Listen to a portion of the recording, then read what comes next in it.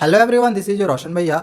सो बच्चों, आज की इस वीडियो में हम कुछ ऐसे एमसीक्यू क्वेश्चंस की प्रैक्टिस करने जा रहे हैं जो आप लोग का 2 मार्च को सीबीएसई क्लास 10 साइंस के बोर्ड परीक्षा में 100% गारंटीड है कि क्वेश्चंस आप लोग का यहाँ से जरूर पूछा जाएगा। तो जितने भी क्वेश्चंस आप लोग करवा रहा हूँ, सारे क्वेश्चंस की आप लोग अच्छे से जरूर अभी तैयारी कर लेना। आपका बहुत ज़्यादा समय लूंगा, चलिए वीडियो शुरू करते हैं। सबसे पहला क्वेश्चन दिया गया है कि metal oxides generally react with acid. जो मेटल ऑक्साइड्स होते हैं वो जनरली एसिड के साथ रिएक्ट करते हैं। But few oxides of metal also react with basis.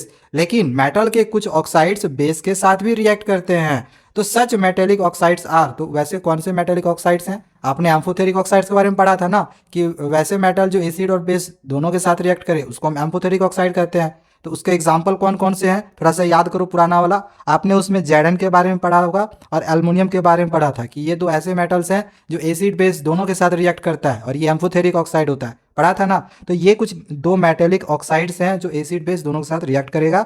तो ऑप्शन 2 और 3 जो है वो सही हो रहा है, यानी कि ये बी वाला सही हो जाएगा। ठीक है, चलो नेक्स्ट क्वेश्चन को अब हम समझते हैं। क्वेश्चन नंबर 2 अब हम लोग का यहाँ पे दिया गया है कि walking in a straight line and riding a bicycle are the activities which are possible due to a part of the brain. देखो क्वेश्चन में क्या दिया गया है कि स्ट्रेट लाइन में चलना और बाईसाइकिल राइड करना, ये दो ऐसे एक्टिविटीज हैं जो कि ये पॉसिबल हो पाते हैं क्योंकि हमारी ब्रेन की पार्ट जो है जो कि इसको कंट्रोल करती है। तो अब यहाँ पे दे दिया गया है ब्रेन का पार्ट का नेम, एंड आप लोग को पहचानना है कि इसमें से कौन सा ब्रेन का पार्ट जो है ये दोनों एक्टिविटी को करता है। देखो आपको इसमें ये चीज़ पता होना चाहिए कि जो सीरिबेलम होता है वो बॉडी के पोस्चर्स और बैलेंस को कंट्रोल करता है, एंड ये हिंड ब्रेन में होता है। तो ये जो होता है वॉलंटरी एक्शन होता है, एंड ये बैलेंस और पोस्चर को कंट्रोल करता है। तो ये क्या है, बैलेंस और पोस्चर ही है ना, जो कि वॉलंटरी एक्शन है। तो आंसर जो इसका होगा वो ऑप्शन सी हो जाएगा। ब्रेन का पार्ट कौन सा है, हिंड ब्रेन, एंड नेम क्या है, सीरिबेलम। नेक्स्ट अब आगे क्वेश्चन नंबर 3 दिया गया है the magnetic field inside a long straight current carrying solenoid. अब बताना है कि जो मैग्नेटिक फील्ड होता है long straight current carrying solenoid के अंदर में वो कितना होता है, 0 होता है तो नहीं। Decrease as we move towards it's and, तो क्या डिक्रीज होता है जैसे हम आगे की ओर एंड की ओर बढ़ते हैं, तो नहीं ऐसा भी नहीं होता है। इंक्रीज करता है जब हम एंड की ओर बढ़ते हैं, तो इंक्रीज भी नहीं होता है। Is same at all points, सभी पॉइंट्स में सेम होता है। ठीक है, जो मैग्नेटिक फील्ड्स होता है वो सभी पॉइंट्स में सेम होता है। सो राइट आंसर इसमें ऑप्शन डी होगा। नेक्स्ट आगे क्वेश्चन नंबर 4 है in human I the part which allows light to inter into the I is. Human आई में इसमें से कौन सा पार्ट ऐसा है जो लाइट को इंटर करने के लिए अलाउ करता है, यानी कि बाहर वाला जो पार्ट होगा वो कौन सा है। ऑप्शन है रेटिना, रेटिना होगा, पीपुल होगा, आई लेंस होगा, या कॉर्निया होगा। इसका राइट आंसर क्या होगा, ऑप्शन डी कॉर्निया। कॉर्निया से जो लाइट होता है वो इंटर करता है। ठीक है, नेक्स्ट अब आगे क्वेश्चन नंबर 5 है a student wants to obtain N erect image of an object using a concave mirror of 10 centimetre focal length. एक स्टूडेंट्स है जो कि चाहता है कि वो इरेक्ट इमेज ऑब्टेन करे कॉनकेव मिरर से, और ये फोकल लेंथ जो है वो दिया गया है। तो सबसे पहले तो आपको ये पता होना चाहिए कि कॉनकेव मिरर में इरेक्ट इमेज कब बनता है। कॉनकेव मिरर में इरेक्ट इमेज सिर्फ एक ही कंडीशन पे बनता है, अगर ऑब्जेक्ट को फोकस और पोल के बीच में रखा जाए। और यहाँ पे फोकस की ही दूरी दी गई है 10 सेंटीमीटर, मतलब यहाँ से पोल से फोकस की दूरी 10 सेंटीमीटर दी गई है।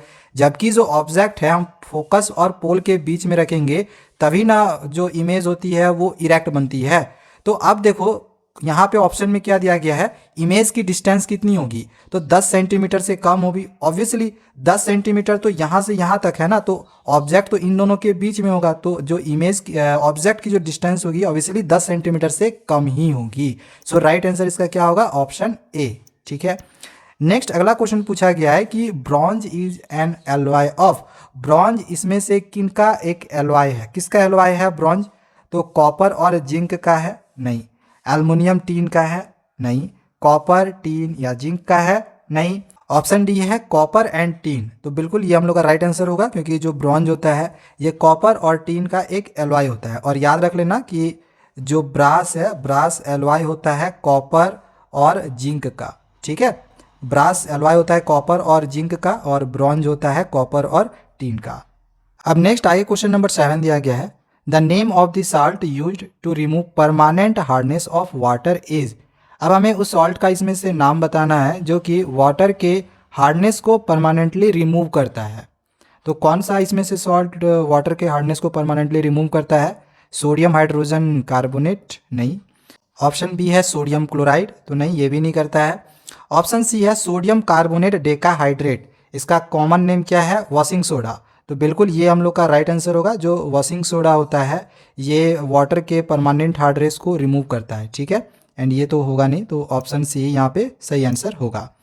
एंड अगला क्वेश्चन एक और दिया गया है 8 नंबर कि the electron dot structure of chlorine molecule is. अब यहाँ पे क्लोरीन का जो इलेक्ट्रॉन डॉट स्ट्रक्चर है इसमें से कौन सा होगा ये हमें बताना है। तो देखो क्लोरीन में तो डबल बॉन्ड बनेगा नहीं, यहाँ ट्रिपल बॉन्ड में नहीं बनता है, डबल बॉन्ड यहाँ पर भी दिया हुआ है, सिंगल बॉन्ड बनता है क्लोरीन में, हमें इतना पता है। तो ऑप्शन नंबर सी जो है यहाँ पे सही हो जाएगा। अब नेक्स्ट आगे जो क्वेश्चन नंबर 9 है ये असर्शन रीजन से क्वेश्चन दिया गया है।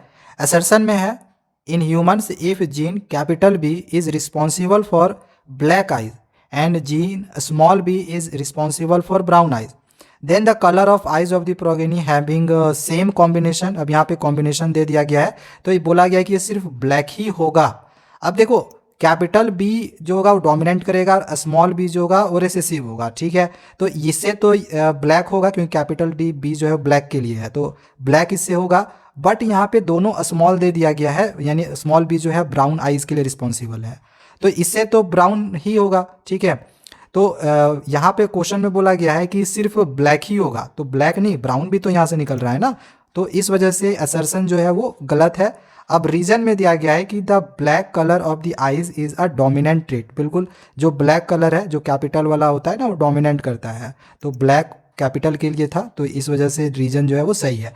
तो assertion false but reason is true, ये आंसर होगा। एक और असर्शन रीजन का क्वेश्चन देख लेते हैं। असर्शन में दिया गया है कि reaction of quick lime with water is an exothermic reaction. Quick lime के का वाटर के साथ रिएक्शन करना ये एक्सोथर्मिक रिएक्शन होता है, बिल्कुल सही है। क्विक लाइम को अगर वाटर में ऐड करो तो हीट जो होता है वो रिलीज होता है, बाहर निकलता है, तो एक्सोथर्मिक रिएक्शन है, तो ये तो मेरा ट्रू है। अब रीजन में दिया गया है कि क्विक लाइम जो होता है वो वाइब्रेशनली रिएक्ट करता है, मतलब जल्दी रिएक्ट कर जाता है वाटर के साथ और लार्ज अमाउंट में हीट भी रिलीज करता है, बिल्कुल सही है। इसका जो रीजन दिया है वो भी सही दिया हुआ है। सो इसमें असर्शन भी सही है, रीजन भी सही है एंड करेक्ट एक्सप्लेनेशन भी है।